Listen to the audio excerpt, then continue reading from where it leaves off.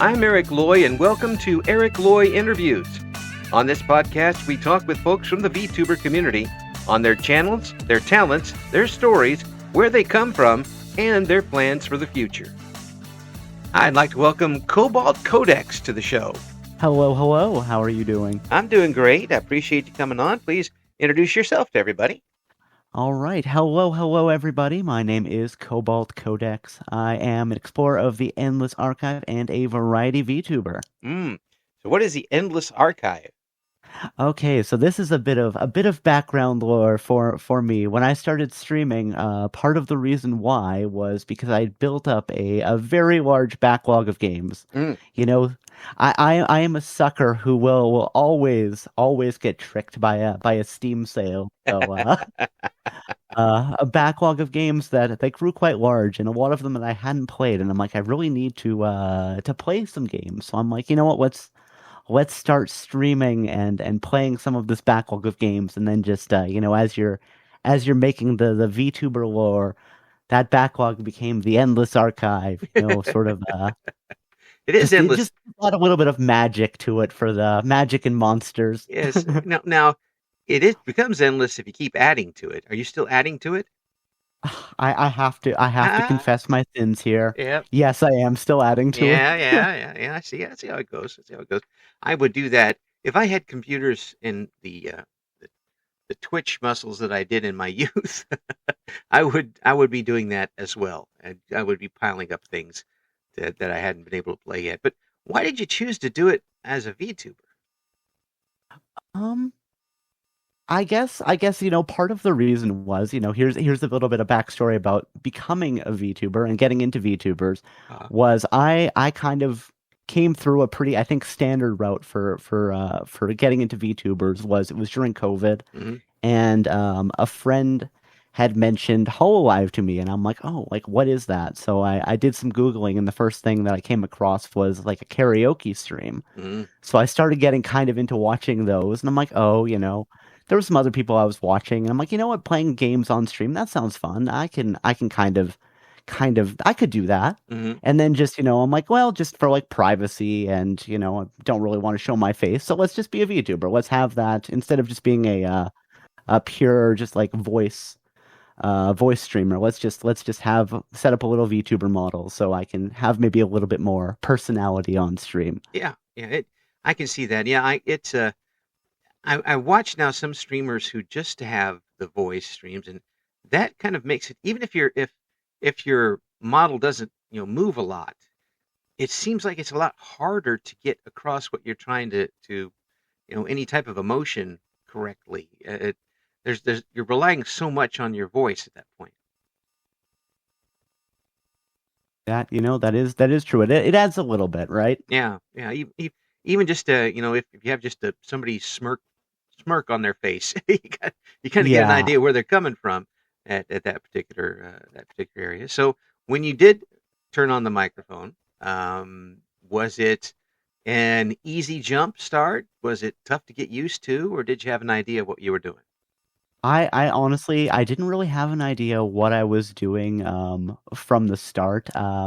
Actually, a kind of a funny story is that when I first started streaming, like, a lot of people say, like, you don't need to buy like new hardware or anything if you want to start streaming, and that would be something I would tell people. But I actually I had like an old, like a 10-year-old desktop that I was using, and it was getting really long in the tooth. So I'm like, well, I'll just wait. Like, I'm gonna have to buy a new machine anyway. So I kind of was waiting for that. And I have my new machine all set up, and I'm like, okay, I've been thinking about this. Let's start streaming. But I'm like, let's just do like some test things. Like, you can stream to the Twitch endpoint to make sure everything's working fine. Right. So I spun up a copy of Slay the Spire, not a very heavy game. Right. And I'm trying, just trying this out to see, like, okay, let's just stream to the endpoint, make sure everything looks fine. And I'm just running into all of these problems where, it's maxing out my GPU, and I can't figure it out. And basically the trick was that I was plugged into the wrong HDMI port on my machine, so I was plugged into the integrated graphics instead of my actual GPU, and it took a while to figure that out. Yeah. And then I just yeah. Why did it freeze? Why did it freeze? Yeah, exactly. It's like, why am I dropping all these frames? What's going on? Like, it's like, dropping like 50% of your frames because, the integrated graphics card is just like running at 100%. Yeah, yeah, just going directly to it without any. Yeah, I'm I don't know that much about having the computer stuff, but I do know that when you check on your task manager and it one of those things, one of those numbers at the top is constantly 100%. That's mhm. probably not good. Actually, I had something recently where, all of a sudden my stream starts dropping frames like crazy, like, like 80% frames. I'm like, what's going on? I look and it says my network is running at 100%. I'm like, okay, sure, I'm dual streaming to Twitch and YouTube, but that Yeah. shouldn't matter. And basically, I think the my Ethernet cable like got jiggled just like the tiniest amount. Oh. So it was running at like a tenth of what it could support. Just the simplest thing like that. Yeah. I'm like, oh no, like did like my motherboard like, die? Did it break a little bit? Like, am I gonna have to take my entire PC apart and like Yeah. try to replace things? Yeah, yeah, but it's not completely dead, but it's got a brownout where it's only at 10% capacity that it could possibly run Yeah, at. Oh no. yeah. Oh, and Fortunately, unplugging and plugging the cable back in fixed the problem, and I haven't had that since, so knock on wood. yeah, I actually had that here with during an interview one time. I use a lot of people use with microphones. They have stands and such, and Okay, yeah. or one of those things that drops it down from above. I always hold the microphone because it's Oh, just okay. for me. It's just, and I see other people actually doing it now on podcasts because for me it's just more casual and um, comfortable to do it that way. And I don't sound like I'm way over here when I'm, just trying to stretch out. Uh, it makes a difference to me. But that also means you're moving the microphone. If you're holding the microphone a certain way, you're moving the cable around. And suddenly, in the middle of this interview, you hear this sound. I'd actually unplugged the microphone just a little bit in the middle of the interview, and I'm trying to figure out. I'm trying to keep the interview going because I don't think the guest heard it, and I'm just kind of poking everything on around here, trying to figure out what the heck it was. And finally, the cable just undid itself in my hand, and I figured, oh, okay, I'm just an idiot. Yeah, there's always a little bit of something, Yeah. as a streamer, there's always that scuff. Oh, yeah, yeah, and it happened in radio too. I mean, you'd have everything going on, at more than one time because we had the overhead boom for the microphones, where the microphone would simply just fall out while you're talking to somebody, and it hit the desk with a wham. Yeah, it's one of those things that you just get with the live performance, right? That's right. That's right. And that's something too. With what you're doing, it is live, no safety net. What we're doing right here is an interview that's recorded in a safety net because I'm too scared to do it live. No, but it's just easier for me to edit and put it together. But Oh, absolutely. have you felt that occasionally where you start going off on a topic and like, I'm getting too close to that edge? I don't really think so. I don't usually get into anything too charged on that front when Mhm. I'm streaming. I kind of just have a nice kind of chill stream. It's the kind of vibe that I aim for. Is hey, I'm gonna play a game and I'm gonna chat, and if people stop by and watch and hang out and they can relax for a bit, that's kind of where I go. I mean, sometimes I'll make some silly jokes, but nothing that gets too crazy. Yeah, I yeah, don't think. yeah. Well, I Or at least, watched. if I've gone off the edge that way, nobody's called me out on it. I've watched the stream and I checked out see what was going on. It's a very laid back and easy time really. I watch the highlights and stuff, and your voice is doesn't have a sharp edge to it.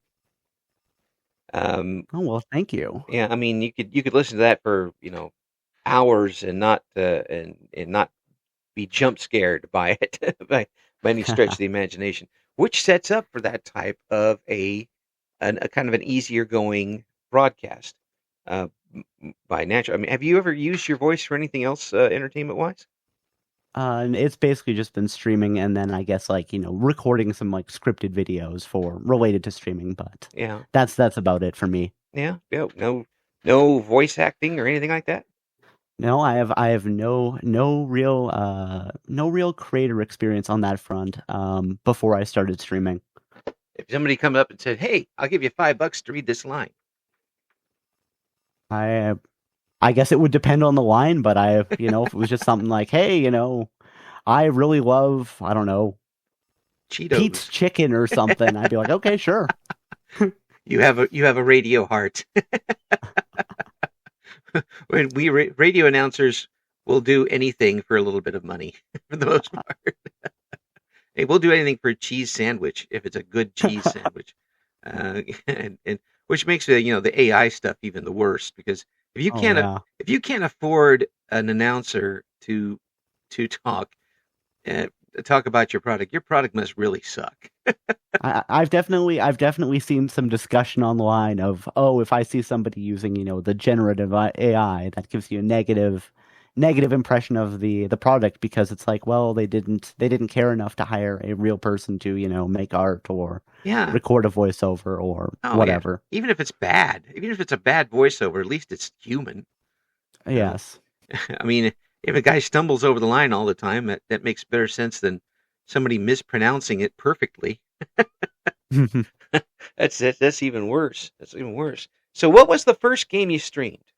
The first game I ever streamed was Slay the Spire. Oh, yep, yeah. So that Yep. must have that was that your test stream, or is that your first stream as a full time stream or a full VTuber? Yes, it was. I was doing that for like the test streams to the Twitch endpoint, and Mm. then when I finally pulled the trigger and actually went live, I was streaming Slay the Spire as well. It was one of those games that I kind of had got into at the time and Yeah, was playing yeah. relatively consistently. So I'm like, hey, I'm enjoying this. Let's just stream it while I'm playing it. Well, it's certainly one of those games that you have it has replayability. So Oh, absolutely.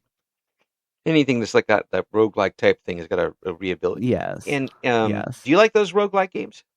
I do. I do. Yeah. Slay the Spire is one that I've played a lot of, and I also really like Hades. Mm-hmm. Yeah, Yeah. Hades seems to be very good for streaming, and I know the follow up is getting fairly popular too. I've seen the list of games that you've listed on the Twitch channel. Um, of those, was there a particularly memorable game that was easier for you to stream? Memorable game that was easier for me to stream. Ooh, that's an interesting question. Mm, I mean, I suppose like some of those roguelites, we were talking about that a little bit earlier. yeah, Some of those are kind of easier to stream because it's, there's like, storyline to them, but it's also you can pick up and you can play a couple runs, and yeah, you don't necessarily have to get like too focused in on anything. Just you do a couple runs, and if you want to keep going, it's easy enough to keep going yeah. without necessarily like locking yourself in to be like, okay, I've got to stream for another like 2 hours. Right, right.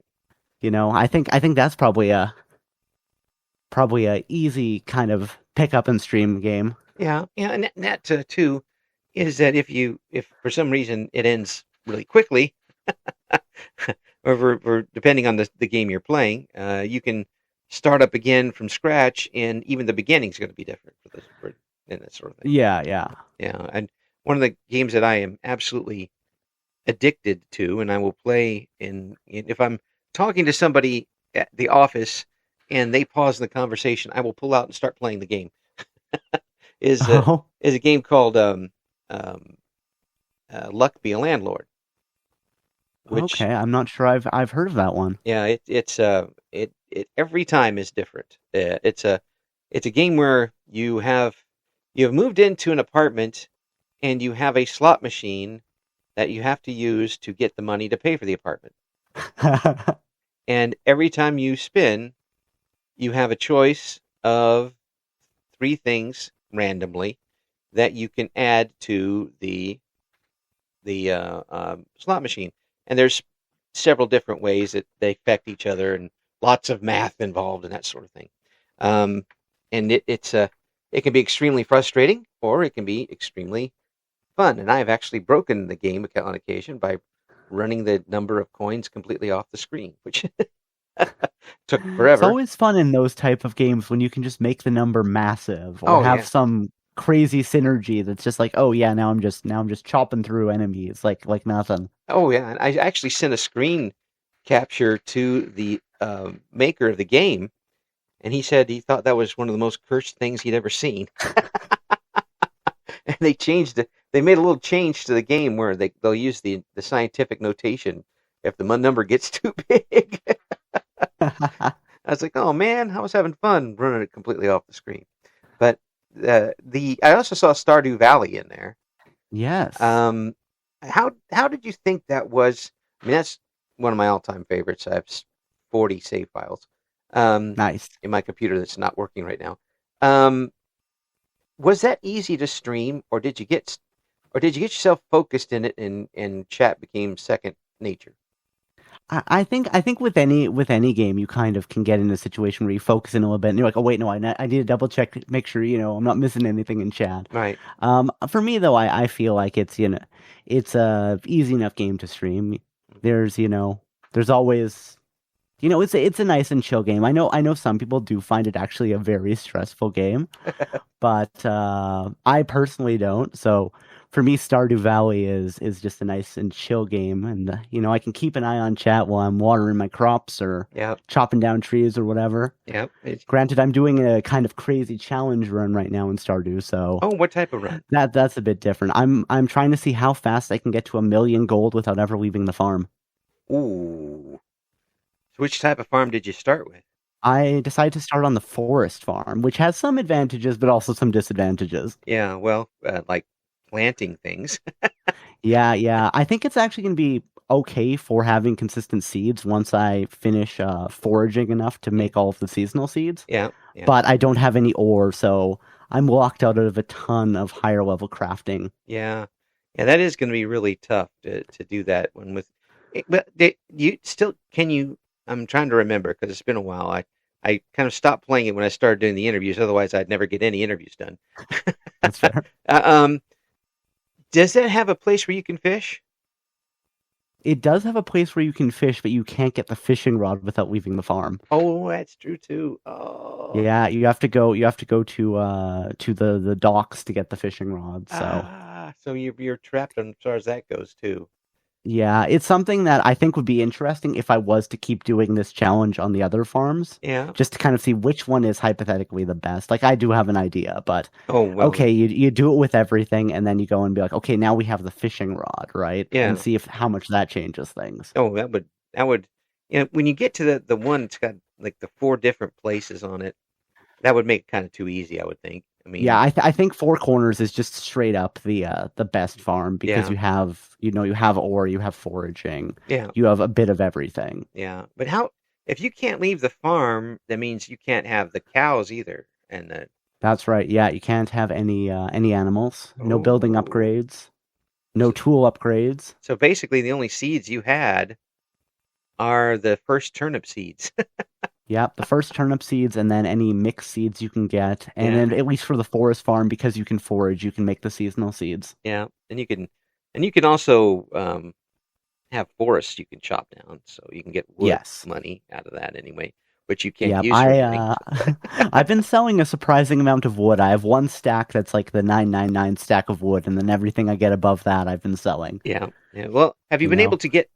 Well, you should be. Well, the problem is going to be even if you get the hardwood, you can't do anything with it. The only thing I've seen so far that you can make with it is I think it's new in the 1.6, but it's like the moss logs that'll make mushrooms. Oh, see, I haven't played that one So. yet.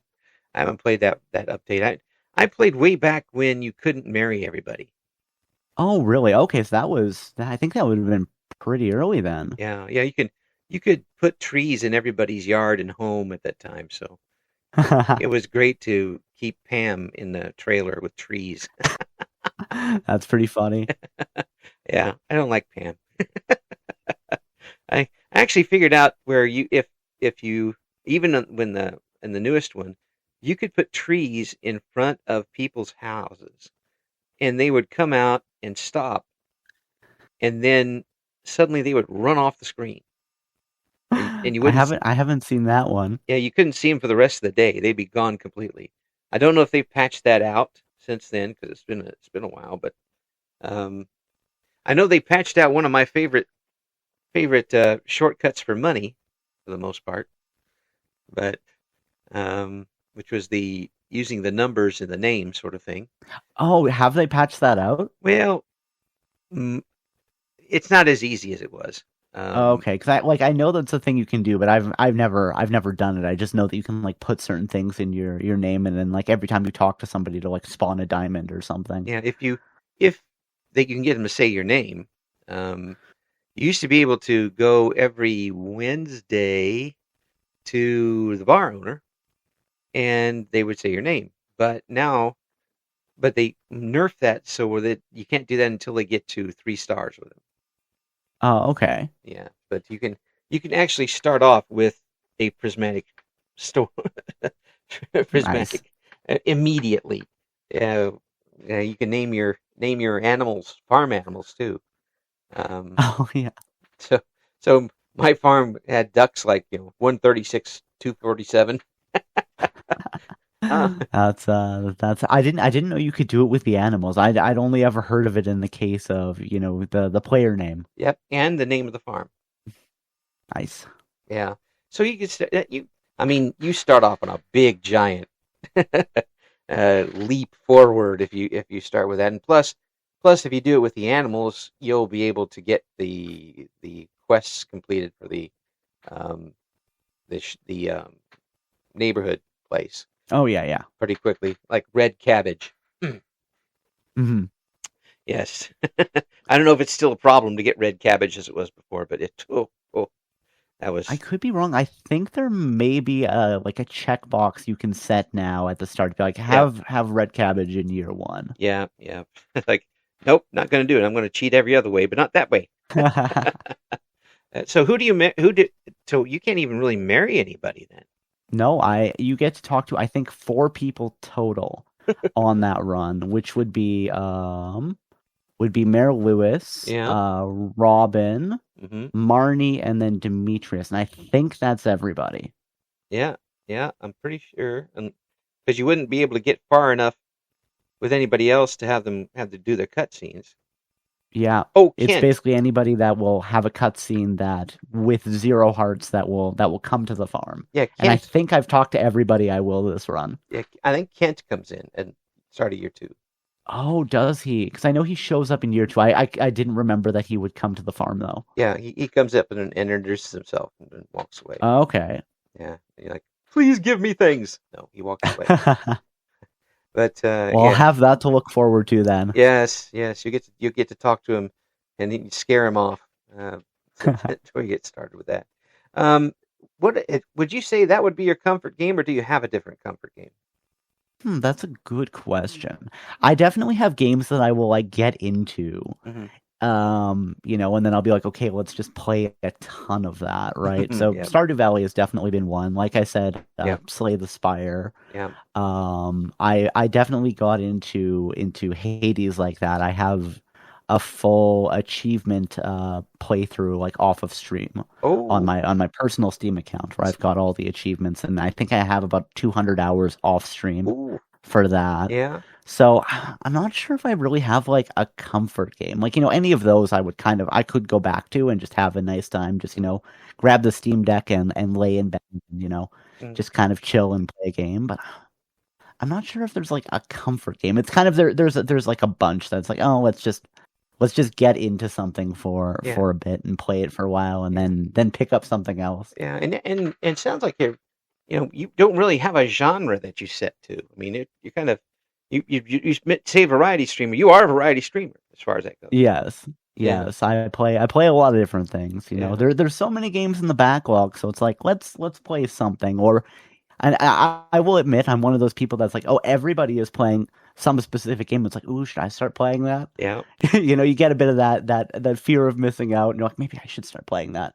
And Oh, sometimes I do, and sometimes I'm like, I've got a big enough backlog. I don't need to add whatever game is the flavor of the week to it. yeah. Yeah, well, that's what kind of happened to me sometimes because I'd watch people play a game and the real fast twitch games I wouldn't be able to keep up with because I first of all I wouldn't be able to see what was going on. Secondly, even if I did, my fingers aren't going to do what I asked them to that Hmm. much. But watching people go through, say, the Fallout New Vegas after the Fallout series came back out on television, I'm like, well, this looks pretty darn good. I think I can play this game. I Yeah. got into it. I hope that people aren't, and I don't know if the big game companies are figuring it out, but I'm pretty sure that the smaller independent ones are realizing what a boon VTubers and Let's Players are to their advertising. Oh, I would hope so because there's a lot of things where it's like, hey, like one person streams a game, like some big name streamer, and then it really takes off. Hmm. And And see a lot of people who concentrate on the independent games. That is perfect for somebody to a game like a well, Stardew Valley, I guess, but really like an Undertale or anything like that, where it was done by one or two people or an independent company.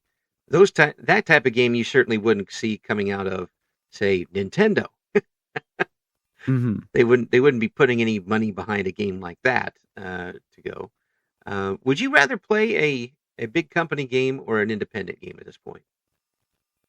I mean, I don't think I really have that necessarily distinction. Like I will enjoy both, Mm, right? Like yeah. if a game is well made, I don't think it really matters if it was, a single indie dev project Mm, that they made something really fun, or if it was just a big company game. mm. It's just kind of like, does the vibe of the game, does it match kind of what I want to play? Am I interested in it? Can I play it without locking my computer up? Yeah. That sort of thing. I, de- I definitely have had some things where you have to tweak the settings and you're like, okay, I can't be rendering this. We have to render this at, 1080p instead of like 4K so that I can stream it without dropping frames, or I have to. If it's one of those games, it's like, okay, I'll have to play it on like a console and then capture the gameplay to stream. Playing on a Polaroid camera, get one frame every 5 minutes. That sort of Oh, thing. yeah. Well, I get to the archive every once in a while, the Internet Archive, and they have old games there. I mean, like you know, pre-color games there, Oh, yeah. and There's so much stuff there. yeah, and it's fun to play some of them. Some of them you can't really get to work, but when I do find an older game that I played on the old like Commodore 64 that I had back then, it runs so fast that I can't really keep up with it. Okay, well, that's done. Yeah. Yeah, because I think a lot of those were like, okay, the hardware is going to run at whatever frame rate, so we Right. don't have to, there's no upper cap. And then it's on a modern PC, it's like, oh, that's, you're going 10 million times faster than they ever imagined, and it's because of how the game was designed. It's like, oh, it's running at 10 million times speed now. Oh yeah, there's a couple of games, Might and Magic series, which I enjoyed uh, years ago. I mean, it's probably 20 years now, but they'll still run on the computer. But I have to slow the computer down so much, and the screen changes resolution, and as it goes, I can almost hear it cry when I play the game. It's running so slow. It still works fine for the most part, but if it's just funny to see that some of these games that people might enjoy aren't compatible with the new technology because the technology's moved faster than the games. Yeah, yeah, you have to sometimes do some special workarounds to make some of that stuff work Yeah, nowadays. But it's still very impressive that, stuff from, the 80s, 90s, like all of that stuff, you can still play most of it, yeah, you can try. right? Yeah. If it moves too fast, you're just not going to be able to keep up with anything, especially with the text type games that we had back then. That were that you had to you had to keep reading as you go, it's not going to work quite the same. Um, that sort of thing. So, if you, what are you streaming right now for the most part? Right now, as I mentioned, yeah, I'm doing the Stardew Valley challenge Yeah. that I started. I just finished Pokemon Legends ZA, so I'm also playing Digimon Time Stranger. Ah. And then I just started. I do a Fall Word Choice Friday where I'll throw up some games, and then the the people that watch my stream can vote on things, and then that is the next game that I'll play on Friday. So I just started Hollow Knight. I've never played it before. Ah. Yeah. I've seen that. It looks like a lot of fun. That does. Yeah, I've been enjoying it so far. I've only played it twice, but Yeah. so far I've been enjoying it. Yeah. The oh, what was the game you mentioned right before Hollow Knight? Pokemon or Yeah, Digimon Time the Stranger. Digimon. My mind slipped into a time zone there. Um, the Digimon game that seems to have really caught on with a lot of folks, and that Yes, might be yes, a lot of people. yeah, that might be pretty surprising because people's I think most people's thoughts about Digimon were Pokemon ripoff type things, but they seem to really enjoy this one. What catches you for this game? So I have been a Digimon fan since back in the day, like Mm, when both of the series were first airing, yeah, in like North America. right. So everyone's like, "Oh, like Digimon's a Pokemon knockoff," and I'm like, "No, they're completely different." But despite being a fan of like the anime and stuff, I haven't really played through a lot of the Digimon games, and Mm, then with this one, everyone was saying it was really good, and I'm like, you know what? Like, I like Digimon. I'm a fan of Digimon. Let's make an actual attempt to play through a Digimon game instead of, picking it up and then putting it down. yeah, So there was a demo for Time Strangers. I'm like, you know what? Let's be a responsible adult this time instead of just buying the game without checking. So I downloaded the demo and I was playing through that for a couple hours on stream and I was having a lot of fun. yeah. So yeah. Yeah, is it it does it play like a Pokemon game? Does it have that same type of engine, or is there a little difference? It's like a similar enough kind of concept, turn-based monster battler, Yeah, I think. but what kind of what wins it for you? Just the fact that you were already a fan of Digimon? Yeah, I was a fan of the series. The story was interesting. I felt like they put a lot of love into what I was seeing when I started it. So yeah, it's been one of those things that I've really been enjoying it, and it's just I'm like I want to pick it up again Yeah. because the Pokemon game came out, so that was taking up a bit of that stream slot. Hmm. And but yeah, no, I'm excited to be going back to that and playing some more of that. Yeah. Do you think the Pokemon games might be running out of steam a little bit?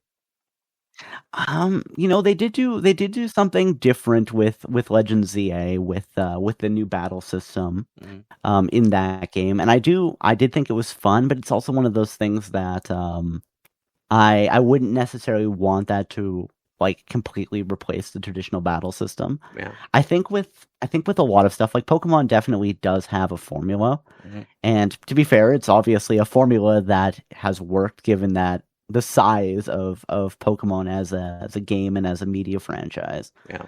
Um, I definitely I could see improvements to the formula that could be made. Like I'm sure anybody who's played the Pokemon game or played a few Pokemon games could be like, oh, here's my list of improvements. Like let's do, not a fixed level order, various.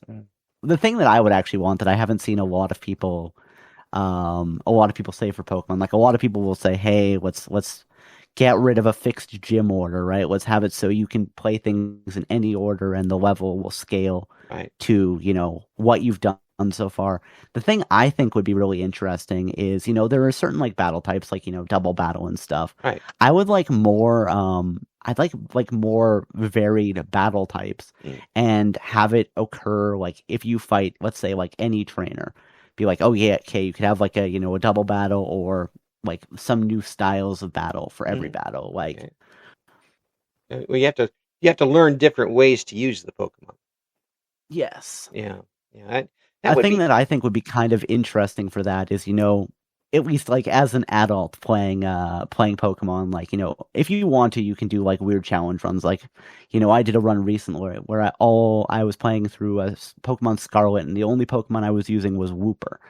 But it was pretty brutal because Wooper actually has lower stats than some baby Pokemon. I did manage it though. Oh my.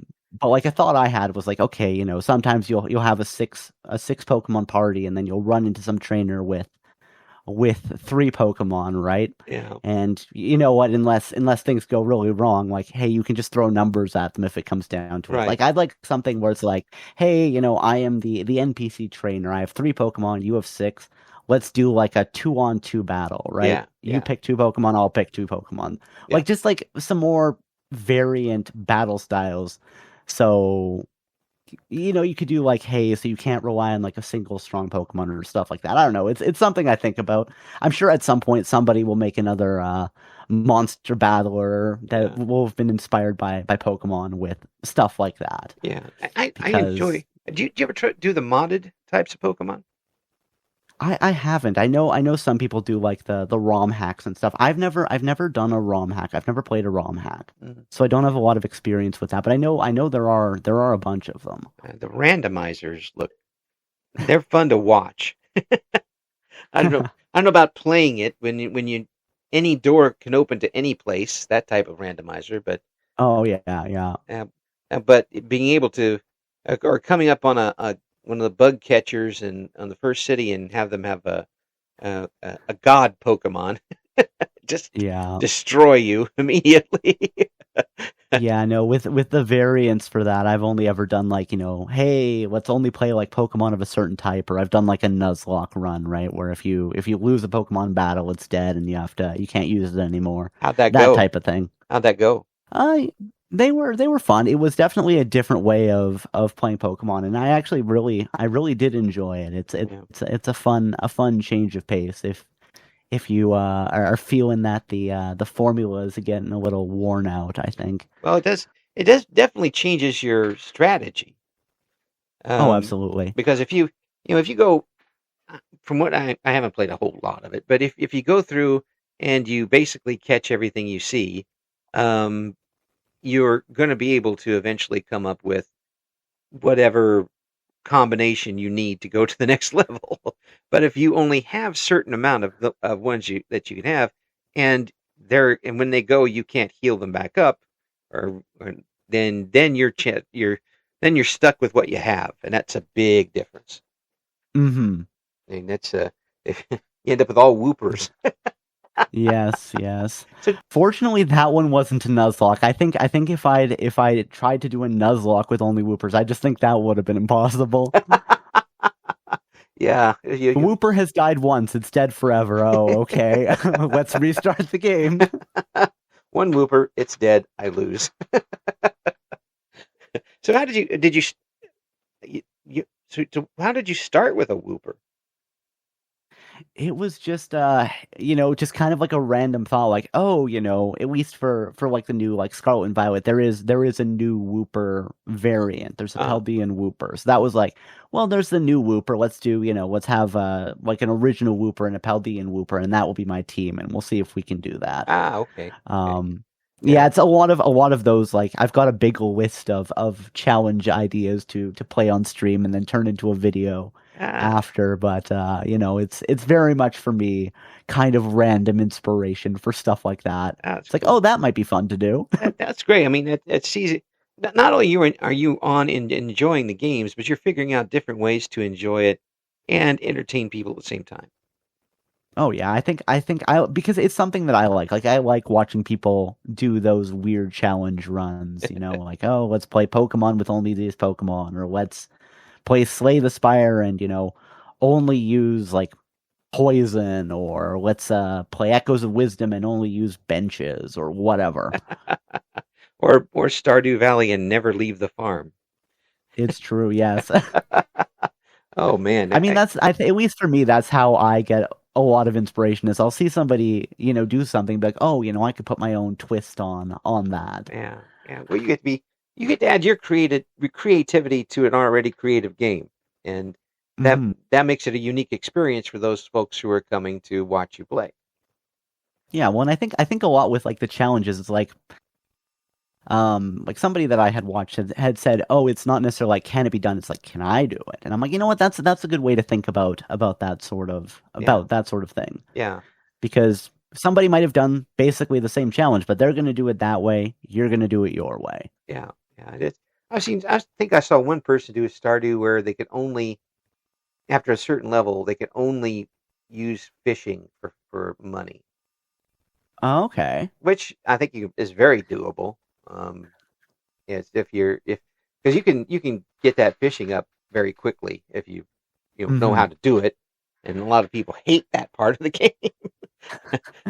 Yeah. But Something I was thinking about today, a random thought that I had, that I'll need to add to my big list of challenge ideas is I'm like, okay, I'm doing a Stardew Valley challenge, but what if I do a Stardew Valley challenge where at the start of every day, I basically roll a dice and, whatever it rolls is whatever skill I can use. I can only use that skill on that day. So, fishing, farming, mining, combat. oh, that's cool. Yeah, I think that might be fun. Again, one of those, how long is it going to take to get 1,000,000 gold with that? yeah.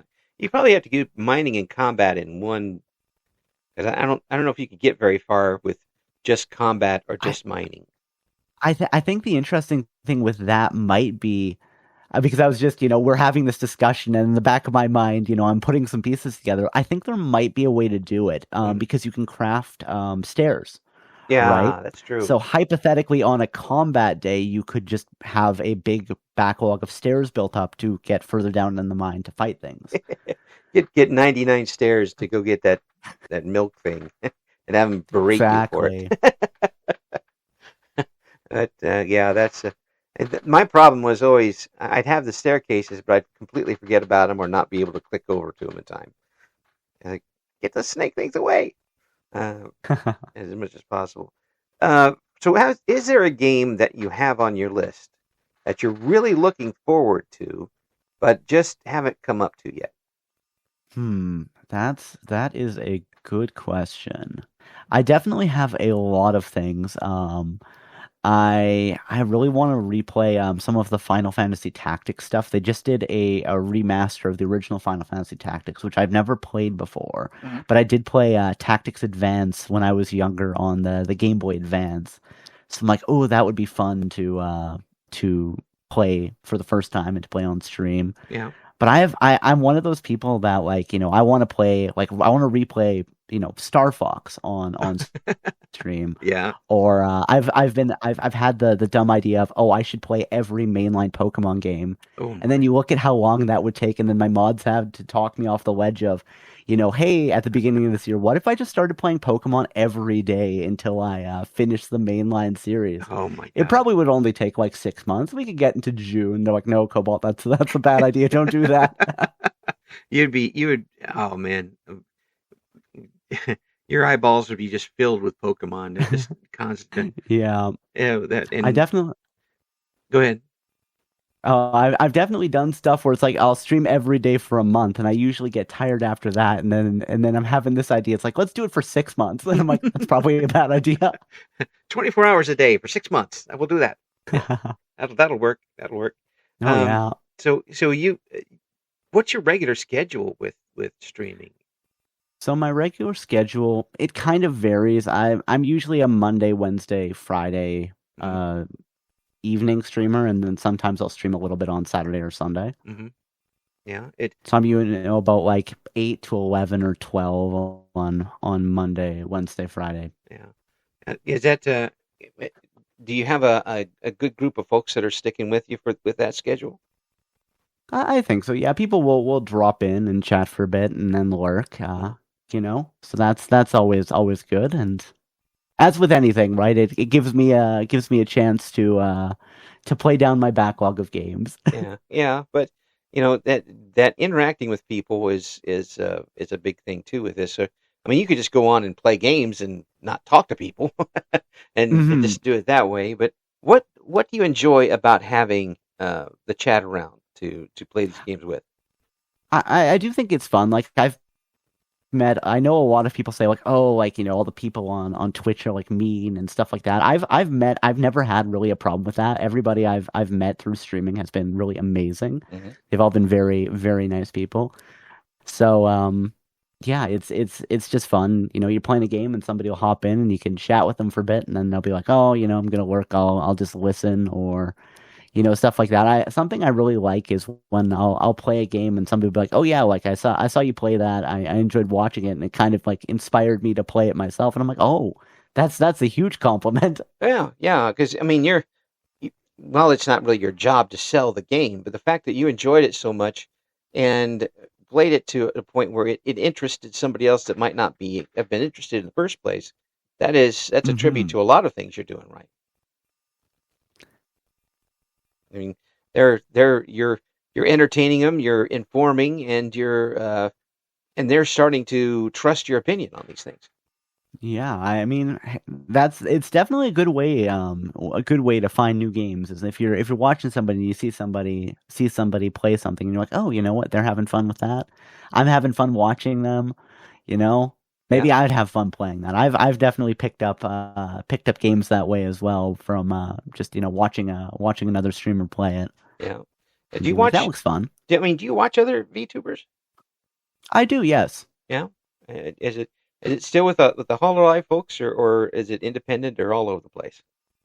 It's kind of all over the place. I've sort of pulled away from watching a lot of like the corpo Hmm. VTubers. Right now, what I watch mainly is other small indie streamers on Twitch or YouTube. Yeah. Do you do any collaborations with them?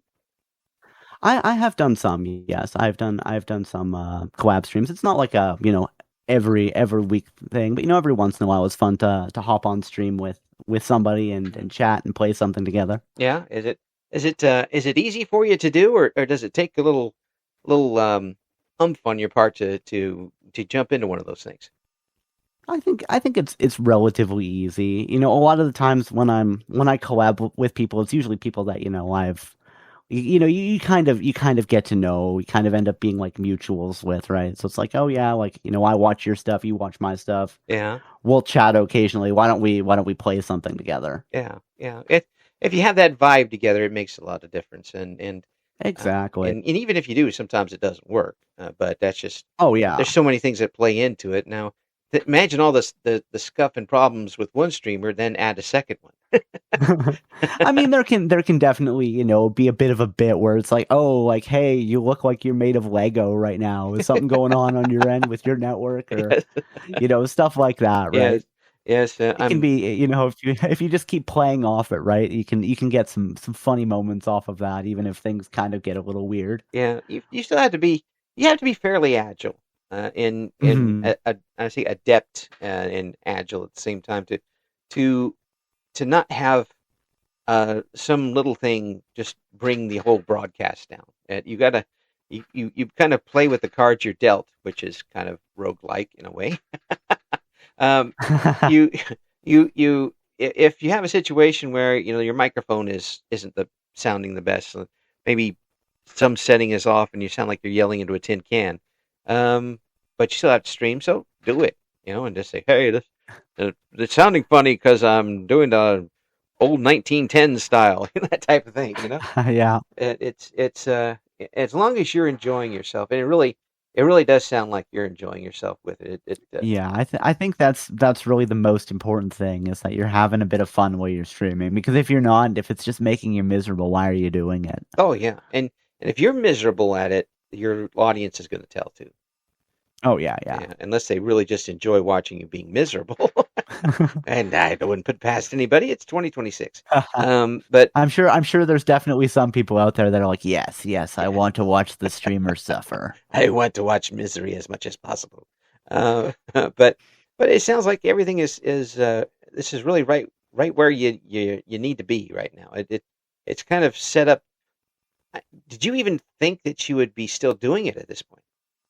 I honestly, I'm not sure I did. It was just kind of like a, hey, let's try this out. Let's play some games that I've had in the backlog forever, and then I just kind of kept doing it. Like my first stream was April 27th of 2022. Mm. So I'm coming up on 4 years streaming at this point. You're a veteran. Yeah, I'm an old man. Yeah, you bet there. You'll be getting retirement pay here in a little bit. That's Oh. but it's great that you've been able to keep this going and still have a positive outlook at it and still have it as an enjoyable part of your life, and you're enjoying and letting other people enjoy it too. Yeah, no, it's there's even if maybe you have a kind of a bad stream and you're not feeling it, you just got to kind of go and look back and be like what am I enjoying about this, right? And then just go from there, right? Because I know you do see in this area with small indie VTubers, a lot of people do burn out, and then they just kind of they were there one day and then they're just gone the next, and Yeah. And that's the thing here now, is that you're kind of responsible for some of these folks coming back, and a little bit of pressure on you, I guess. Entertain me type of thing. They're coming back for you, but I just I wouldn't be surprised to see you doing this in 10 years if it's still around. It just sounds like you're in the easy chair for it. Yeah, I don't like I said, I enjoy it. I don't really have any plans of stopping, so I think you're right. I could just be streaming whatever in 10 years or whatever. There's no plans of stopping. It's not like, okay, I'm gonna hit 5 years streaming, 10 years streaming, whatever. Then it's time to be done. It's, I guess, as long as I'm enjoying it, I'm gonna keep going, and if at some point I'm not, well then I will stop. But I'm having a lot of fun doing it, so why not keep going? I've had a lot of fun talking with you, Cobalt, and it's really great to know that as you're enjoying yourself still after all this time. Please come back again sometime, and we'll talk some more about what's happening. Sounds good. Thank you for having me tonight. Thank you. We're gonna have all of the links for Cobalt in the description for the video. And again, Cobalt Codex, thank you so much for coming on. Yes, thank you again for having me. It was a blast. Thank you for listening to Eric Loy Interviews. Join us again next time when we talk to another member of the always interesting VTuber community.